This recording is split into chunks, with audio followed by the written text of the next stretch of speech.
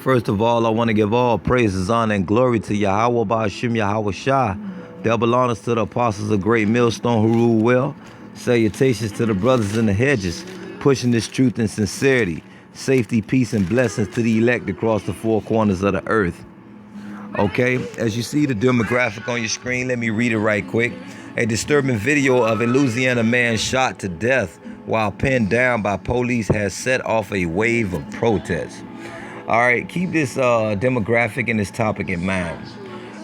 If you are aware of current events, hell, even people who are not even in the truth are well aware of this, all right? So if you're watching any kind of TV, you should know what's going on here. I'm going to just come in and bring out a prophecy upon what's going to happen due to such events as this, all right? And first of all, I'm going to bring out some scriptures. And the first scripture I want to bring out is Psalm 68 and 20. And Psalm 68 and 20, Salakia, Psalm 68 and 20 reads, "He that is our power is the Most High of our salvation. And unto the Most High, Lord, belong the issues from death." So guess what? If your ass get taken out, the Most High took you out. And if your ass survived, the Most High allowed you to survive. All right? That's basically what it comes down to. He kill, he make alive. And there's many more verses that are to be brung out, but I'm not going to go into that. I'm going to try to make this short as possible. So one more again, Psalm 68:20. "He that is our power is the power of salvation. And unto the Most High power, the Lord, belong the issues from death." All right? And the issues from death, and that death is twofold, because Esau is death, and Esau is the Lord's sword, according to Psalms 17. All right? So let's get the next scripture, and I want to go to Zephaniah 3 and 5. And it reads, "The just Lord Yahweh is in the midst thereof." He's in the middle of everything, right? "He will not do iniquity. Every morning doth he bring his judgment to light. He faileth not, but the unjust knoweth no shame." So every morning somebody is going to perish. Every day somebody is going to perish. No, I never say they're going to die of old age. I didn't say that. I didn't say they're going to die so-called what they call a common death or natural causes. When you perish, your ass get taken out, whether it be Esau murdering your ass, okay, by gun, by sword, because that's his blessing, and he is the sword of the Most High, or at least one of them. And guess what? Car crash, falling off a building, getting thrown from a fucking car from an accident on the side, okay? Either which way, or a fucking sinkhole, like Korah. It doesn't matter. If your ass perished, the Most High took your ass out, okay? And if you survived that, the Most High preserved you, whether it be for salvation or damnation, all right?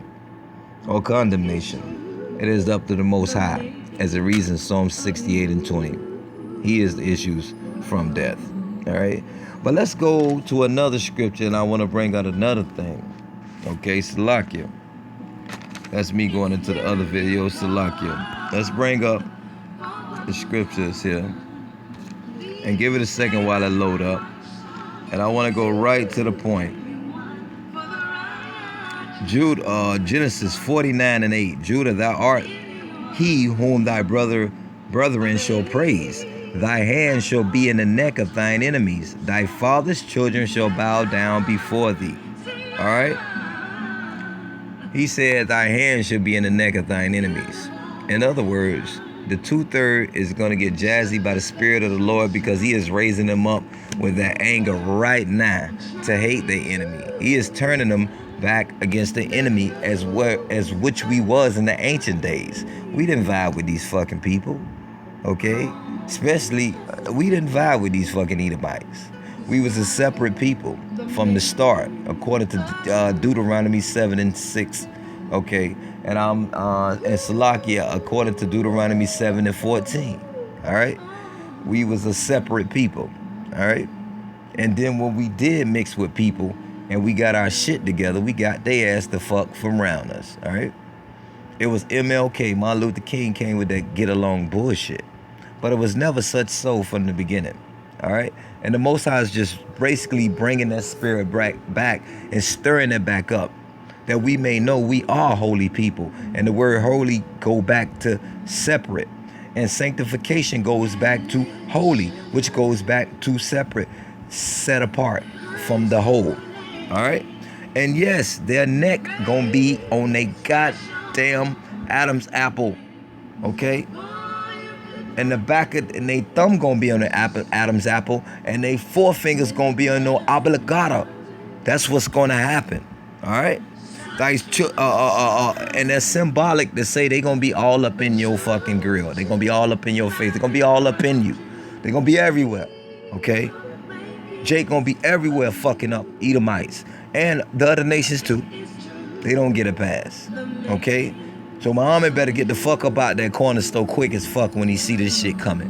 When he see the wave of them ignorant ass 2/3 Israelites, because they ignorant, they don't know no better.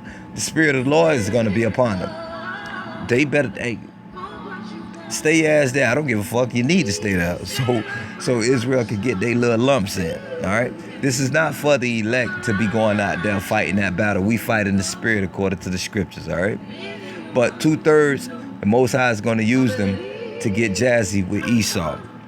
And it reads right here, thy father's children shall bow down before thee. Okay? Who is thy father's children? Hey, we was from Jacob, right? We was from Jacob.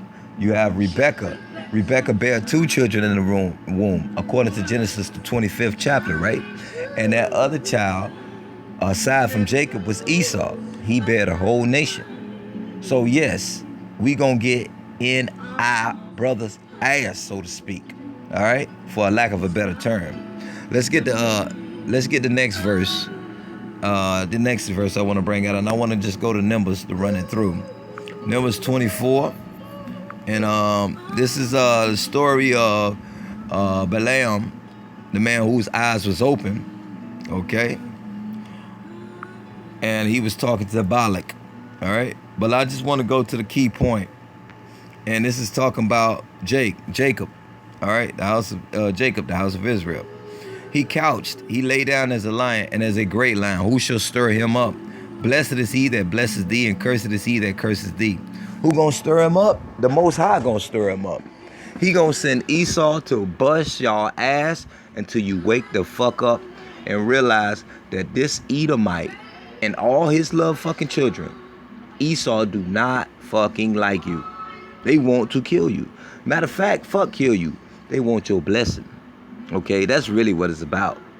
It's not even about killing you. They want your fucking blessing. As a matter of fact, they acting as though they have your blessing. They portraying themselves as that. Every fucking day. Every fucking day. They over there in the garden right now. But I don't want to jump the gun, so to speak. Let's get the next verse, and this is the last verse before I close it out.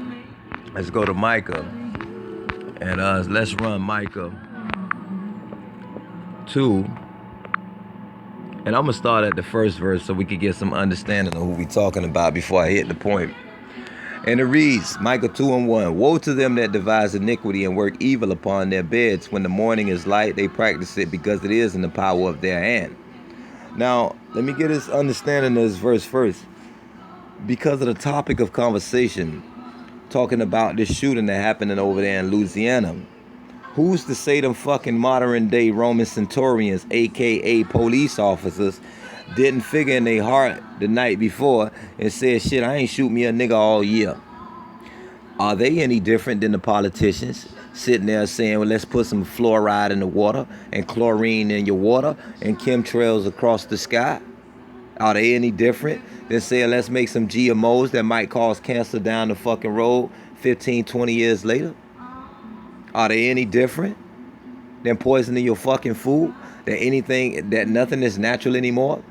Are they any different from the politicians giving the okay and the decree that they can make so-called quote-unquote organic foods, which is probably really poison, and manto seeds?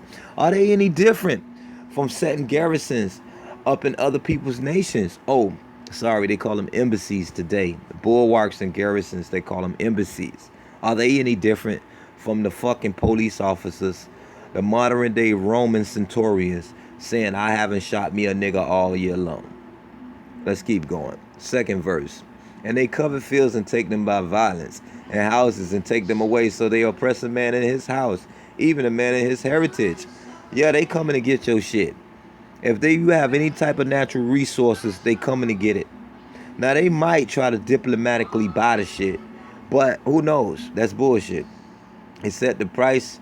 They set it so what? Hey, listen, that's too goddamn high. We coming to bomb you and take your shit.